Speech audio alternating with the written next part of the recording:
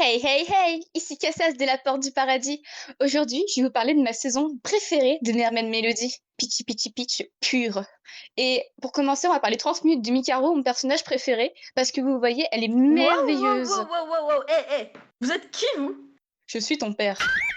Non, non, mais là ça va pas du tout. Vous êtes sur la chaîne de la Porte du Paradis, vous pouvez pas vous permettre de prendre mon identité comme ça pour me faire dire n'importe quoi. Je déteste Pur. Bon, on était là pour quoi déjà aujourd'hui? Une interview. Ah ben oui, voilà, c'est bien ce qui me semblait. Aujourd'hui, on doit accueillir Pinkurea.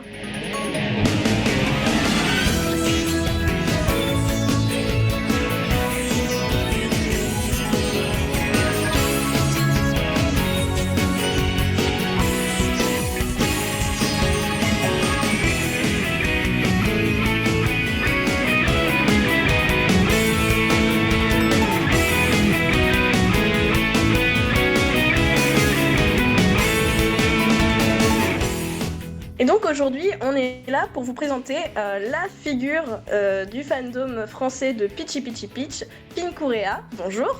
Bien le bonjour! Et comme d'habitude, je suis aujourd'hui en compagnie de... Anna. Dark Eyes. Et Mario. Et on commence tout de suite avec la première question. Alors, Picorea, est-ce que tu peux te présenter en quelques mots? Moi c'est Pinkurea. Salut les gens, je ne suis pas le père de Cassas. Mais je suis une fan de Mermaid Melody, de son univers, et du coup, avec le temps, j'ai créé toute une fiction autour avec mes personnages, et je fais aussi des petits fanarts parfois. Voilà. Et tu peux nous dire d'où vient ton pseudo Pinkurea? Ah, mon pseudo. Pinku, ça veut dire rose en japonais, je sais, c'est dingue. Mais vu que c'est la meilleure couleur au monde, bah voilà, j'ai décidé de garder le pink. Après, Kurea, c'est un prénom magnifique que j'affectionne, voilà, j'aime son écriture, sa prononciation. Et c'est surtout que j'ai aimé ce prénom en lisant Monochrome Animals, voilà, un shoujo, je sais pas si les gens connaissent, voilà. Et du coup, j'ai fait un mélange des deux et vous obtenez Pinkurea. Waouh. Est-ce que tu peux nous dire, Pink, depuis combien de temps tu es fan de Peachy Peachy Peach? Oula, depuis sa première diffusion sur Canal J, donc je l'ai découvert en VF, je sais, c'est très surprenant. C'était assez chiant parce que je devais attendre que les épisodes soient diffusés parce que j'ai vraiment visionné au tout début et du coup je devais attendre et je me rematais les épisodes en boucle en attendant la suite. Est-ce que toi aussi tu enregistrais les épisodes sur des cassettes quand t'étais petite? Ah non, quand même pas, moi j'allais sur YouTube mais... Depuis combien de temps dessines-tu? Depuis mes 9 ans environ, ma passion de l'époque c'était les Winx. Oui, avant les sirènes, les fées. Original, n'est-ce pas? Bref, je dessinais les personnages et j'en faisais des poupées papier à habiller et je les offrais à mes camarades de classe. Et ouais, je passais déjà des commandes mais j'avais pas d'argent. Ensuite, quand est-ce que tu as créé ta première OCD Mermaid et pourquoi? Alors, c'était en 2011, il y a déjà 10 ans, et ouais, je date. À l'époque, j'étais inscrite sur Home Idols, et je voyais beaucoup de recolos des personnages de Mermaid Melody. Par exemple, t'avais Lucie en vert, voilà. Et du coup, ces personnes, ils en faisaient un nouveau personnage avec un nouveau nom. Et ils faisaient du RP en communauté. Et je trouvais ça génial, en fait. Du coup, moi aussi, je voulais ma princesse sirène à moi. Donc, j'ai créé la princesse sirène à la perle rouge sur Paint, parce que Paint, c'est merveilleux. Voilà, pour pouvoir m'amuser avec tout le monde. Et quel est ton OC principal et c'est quoi son histoire? Bon bah, surprise, hein, c'est Luana Morado. Waouh. Waouh. Donc l'histoire la suit toute sa vie. C'est une princesse aux origines complexes. Au début, elle vit sur Terre avec son père, exilé de son royaume pour une raison que je ne dévoilerai pas. Elle va découvrir, à ses 13 ans, qu'elle est à moitié pantalassienne. Sa condition de bâtarde va être lourde à porter et va l'entraîner dans toutes sortes d'aventures et d'épreuves qui la feront souffrir, mais surtout grandir. Cette histoire existe pour donner de l'espoir et de la force à ses lecteurs, qui s'identifient aux personnages et se sentent moins seuls. Les personnages existent pour donner du courage à autrui. Ils m'en donnent à moi en tout cas. Oh, c'est beau. Oh, c'est trop chou. Là, ça part un peu loin, là. Non. Et du coup, parmi tous ces OC remplis de sensibilité, quel est ton préféré et pour quelle raison? Alors je dirais que j'en ai deux. Déjà j'ai Luana parce qu'évidemment c'est mon premier personnage, elle est très importante pour moi. Sa vie elle est remplie de mes expériences et d'une part de moi. Si je meurs, je veux vraiment qu'elle subsiste, qu'elle ne s'éteigne jamais avec moi, que les gens la fassent vivre toujours. Sinon, plus objectivement, je pense que ce serait le père de Luana, Jaito Morado. De base, ce papa, il existe juste parce que je voulais des parents, parce que j'en avais marre de voir des animés sans parents, et je trouvais que ça avait une bonne incidence sur les personnages, d'avoir une vraie famille. Et du coup, il a pris de plus en plus de place, et il est devenu un de mes personnages principaux. Son histoire, sa personnalité, son côté très humain, vraiment, je ne m'attendais pas à ça. Alors, ça fait que je trouve que c'est vraiment le mieux écrit, le mieux fait. Quand je me sens triste, que j'hésite, je l'imagine à mes côtés, à me répondre, à m'épauler. Il me pousse toujours à me battre, tel un papa.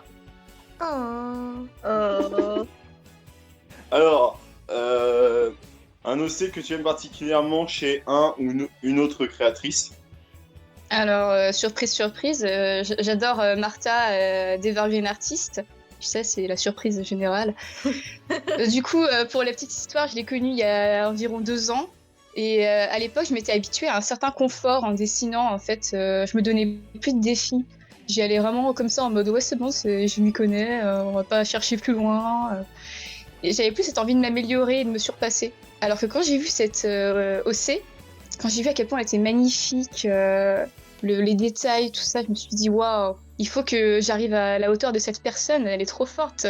Et du coup, ça m'a permis de me donner du défi, de vouloir m'améliorer encore et encore pour atteindre un jour son niveau parce qu'elle est trop forte. Je l'aime trop. On précise du coup que Evergreen, c'est une fan espagnole, je crois, c'est ça? Oui. Et qu'on peut la retrouver d'ailleurs, elle et ses dessins sur Instagram. Suivez-la. Buenos días a todas las personas. Alors, même si la question peut sembler difficile, combien est-ce que tu as dossé ma mélodie ce jour? Ah, je crois que j'en ai une 30aine. Wow. Waouh! Sérieusement. Ça Wow. fait beaucoup là, non? Mais... Elle a pas du tout travaillé son univers. Non. Et du coup, suite à ça, est-ce que tu en prévois d'en créer de nouveaux? Alors dans ma fiction actuelle, je pense pas parce que en soi elle est terminée dans ma tête, mais je pourrais en rajouter en cours d'écriture selon les idées qui me viennent parfois, ça arrive. Mais sinon pour d'autres histoires sûrement parce qu'il y a tellement d'histoires à créer autour de ma même mélodie que je pourrais jamais m'arrêter de faire des OC. Tu vas commencer à entrer dans le merveilleux monde du filler. Ta. Et du coup, en parlant de fanfiction, est-ce que tu comptes un jour publier vraiment une fanfiction écrite? Oui, c'est prévu. C'est en cours d'écriture. Tu galères pas du tout à finir tes fanfictions, hein. Bah, en fait, en soi, j'ai déjà écrit plein de choses, mais j'ai pas envie de publier bout par bout et après de faire attendre tout le monde. Je préfère vraiment avoir un truc fini et publier après petit à petit en étant sûre de moi. Parce que ça fait peur un peu de montrer tout ça. J'ai peur que les gens ils aiment pas. Oh, mais non, bah, quand on voit tout le travail qui est autour de tes OC, à mon avis, il y a peu de chances que les gens n'aiment pas, hein. Qu'est-ce qui est important selon toi dans le design de Mermaid Melody? Qu'est-ce qui le démarque? Alors, moi je dirais tout de suite les yeux. Parce que je trouve qu'ils sont vraiment magnifiques, très expressifs. Je pourrais me noyer dedans. Après, j'aime beaucoup aussi les cheveux, leurs détails dans certains épisodes qui sont très bien dessinés. C'est un pur régal. Et je trouve que c'est un style un peu rétro de Magical Girl qu'on a perdu et j'affectionne particulièrement. Je crois que je suis un peu dans le c'était mieux avant. Et du coup, je suis vraiment amoureuse de ce style. Est-ce qu'il y a une artiste que tu admires particulièrement? C'est-à-dire en général ou pour ma mélodie? J'avoue Bon, en que la question général. elle est pas claire, madame. En général. Ah donc, oui, j'en ai 2 en particulier, mes déesses. Alors, premièrement, on a Arina Tanemura, l'autrice de Kamikaze Kaito-jan et Full Moon Wasaigashite notamment. J'ai tous ses mangas publiés en France et son talent d'écriture et d'illustration m'a toujours impressionné. Sauf pour le Lovely Fridays, scénario de merde. On n'en parlera pas. Ouais, non. Elle a été ma muse pendant longtemps, je l'imitais même un peu trop et c'était un peu dommage parce que je commençais à perdre mon style pour essayer de me greffer à ce qu'elle faisait et du coup j'ai réussi à prendre un peu de distance, c'était bien. Sinon j'adore aussi Yumiko Igarashi, dessinatrice de Candy et Georgie, ouais je sais c'est un peu vieux mais bon ouais, je suis vieille alors voilà. Du coup c'est d'elle que me vient ma passion des cheveux ondulés. C'est trop beau. Cette mangaka, elle est vraiment géniale. En fait, elle fait voyager dans toutes ses œuvres. On va aux États-Unis, en France, en Italie, dans plein d'époques différentes. Et je trouve que ça change des mangas et ça fait vraiment du bien. Et il y a même un de ces mangas vraiment pas connu qui m'a marqué. Et du coup, voilà, cette femme, c'est devenue une de mes déesses. Pink Furia, qu'aimerais-tu dire aux personnes qui volent et plagient ton travail? Oula. Alors ouais, je leur dirais, déjà, merci d'aimer ce que je fais, parce que si vous n'aimiez pas, vous ne reprendriez pas. Sinon, alors, ça me dérange pas trop en soi quand ce sont mes fanarts, parce que je me dis, ouais, c'est des choses qui arrivent. En plus, moi je trouve ça cool que mes fanarts soient partagés comme ça finalement, même si je suis pas créditée. Voilà, donc ça, je m'en fiche un peu. Par contre, mais OC, stop! Ah là, c'est pas possible en fait. Hein. Non, là, vous pouvez pas reprendre mes personnages, les changer de couleur, leur donner un nom, leur balancer une nouvelle histoire. En fait, non, non, non. Vous rentrez chez vous, vous vous mettez à dessiner sur Paint comme moi avant, vous galérez, vous faites votre OC, d'accord hein. Parce que moi, je pense qu'on doit tous galérer au début. Faut pas choisir la facilité et reprendre ce qui a été déjà fait comme ça. Non, non, non, c'est comme ça. C'est la vie, et la vie, c'est pas un kiwi. Non, c'est pas un paquet de chips. Moralité de l'histoire Waouh, de on a merde. une nouvelle expression sur la porte, c'est génial. La vie, c'est pas un Oui, kiwi. hein. Pinkurea Vous avez- 2021. Vous avez compris, les voleurs. Vous allez galérer. C'est vrai, pour le coup, le nombre de d'OC en fait qui sont créés par Pink, par Evergreen, par plein d'autres personnes en fait dans le fandom, dans le fandom français et autres, qui sont repris et qui ont juste les couleurs modifiées et les personnes osent dire ah c'est moi qui l'ai créé. Bah non en fait, enfin c'est, je sais pas si souvent c'est des jeunes personnes qui font ça, elles se rendent pas compte en fait que c'est hyper impoli pour la personne qui a passé des heures et des heures sur son dessin quoi. C'est mal. Ouais, il y en a que c'est juste des. Souvent, ils sont jeunes aussi, les parents. Ils se rendent pas compte des affaires Bien que ça peut apporter. Voilà, de publier alors qu'on m'a bien dit ne publiez pas et en plus ça peut aller jusqu'au tribunal dans cette histoire. C'est une question d'âge aussi. Même moi, quand j'étais petite, je voyais des dessins, j'étais en mode je vais les reprendre pour faire des publications, enfin des trucs comme ça sur internet. Non, en fait, c'est surtout quand on leur parle et qu'en fait ils disent ah ben non, je change pas, machin. Non, parce que on peut ne pas savoir, mais à partir du moment où on s'adresse à toi pour te dire qu'il y a un problème, que ce personnage appartient à quelqu'un, là normalement tu te dis ah d'accord, je savais pas, et du coup tu fais ton truc. Bah oui c'est ça, tu Tu dis rectifies. pas ah gna gna gna, j'ai trouvé sur Google Images, alors gna gna gna gna, c'est la personne. Et du coup, est-ce que t'as des conseils à donner notamment à ces personnes-là pour savoir bien dessiner? Alors franchement, persévérer. Il n'y a pas mille solutions en fait, il faut s'entraîner sans relâche. Je sais qu'au début on n'est pas satisfait de ce qu'on fait, mais il faut continuer encore et encore. Parce que dans le dessin, pour progresser, il faut avoir trouvé une logique dans le tracé. Quelque chose qui nous paraît évident d'un coup. Et tant qu'on l'a pas, ça rate, on n'y arrive pas. Et un jour, hop, on a la révélation. Je pense que c'est quelque chose d'assez unique et faut vraiment se faire sa propre expérience et dessiner sans relâche pour progresser. C'est pas oh tiens, c'est parce que j'aurai ce prof, d'un seul coup je vais m'améliorer rapidement.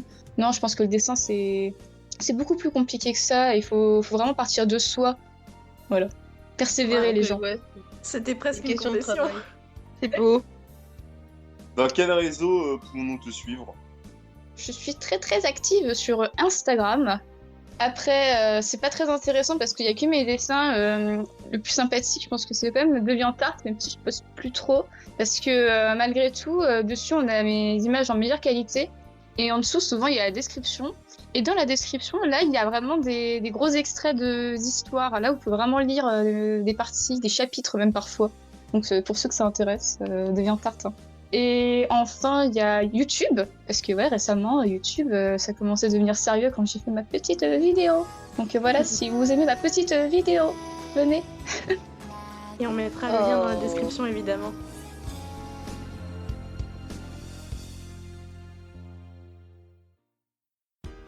Bon bah merci beaucoup à Pinku du coup de nous avoir rejoints sur cette vidéo. On espère quand même qu'on t'a pas trop dérangé. Surtout qu'on avait pensé à t'inviter en se disant tiens on pourrait parler des OC Marma Mélodie. Et du coup, on a pensé à toi quasiment tout de suite. Et du coup merci beaucoup d'être venu. Voilà. Et on fera une minute de silence pour Darkest qui allait la harceler qui s'est pris un vent de 4 jours. Bah moi je vais dire merci beaucoup, franchement c'était une horreur de tourner avec toi, hein. On a fait ça que pour l'argent parce que tu nous as payé clairement, et puis aussi parce que t'as une grosse commu, du coup ça nous fait des vues, hein, YouTube on money. va pas s'en priver. Money. Exactement. Non, sinon pour de vrai c'était un plaisir, et puis de toute façon t'es ma tati d'adoré, donc vas-y. Si vous voulez aussi retrouver Pinkurea, venez sur le Discord de la Porte du Paradis où elle est très active également. Ah la pub. Non mais c'est vrai que comme je l'ai dit au début de la vidéo, en fait pour moi en tout cas t'es un peu comme, je pense pour beaucoup de personnes, t'es un peu comme la figure du fandom français de Pitchy Pitchy Pitch. Moi personnellement tes OC ça fait longtemps que je les connais. On s'est rencontrés du coup sur le fameux jeu Oh My Doll, je crois que les plus jeunes qui regardent cette vidéo ne savent même pas de quoi on parle, c'est triste.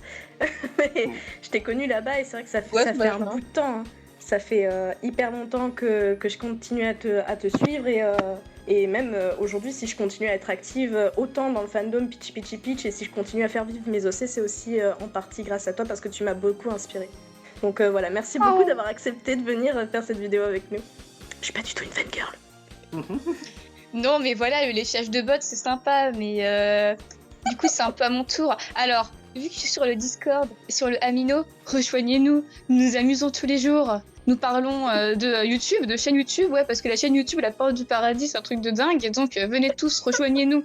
La pub qu'elle vient de nous faire. C'est ton Amino, c'est bon, on parle pas, c'est notre Amino, punaise.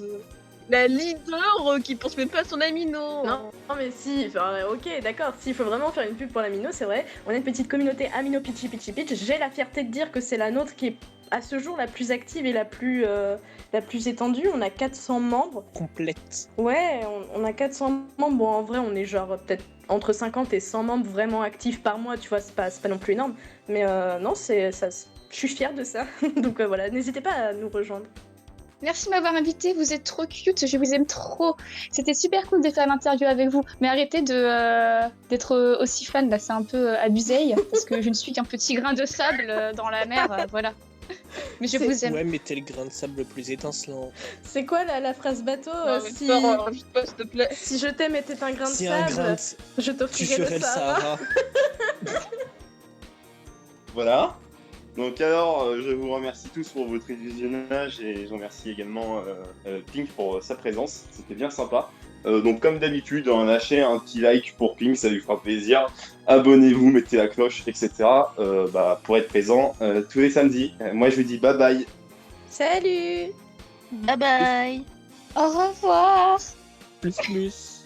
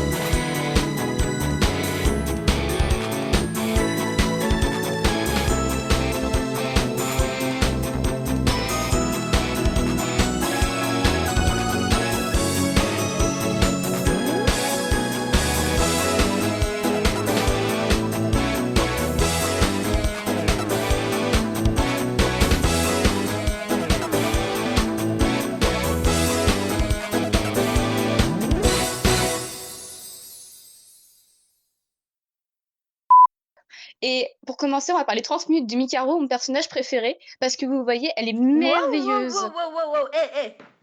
Vous êtes qui, vous? Je suis ton père. Oh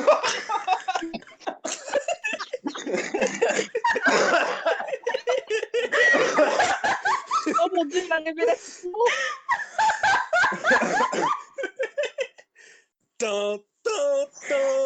J'appelle ça une tentative de meurtre.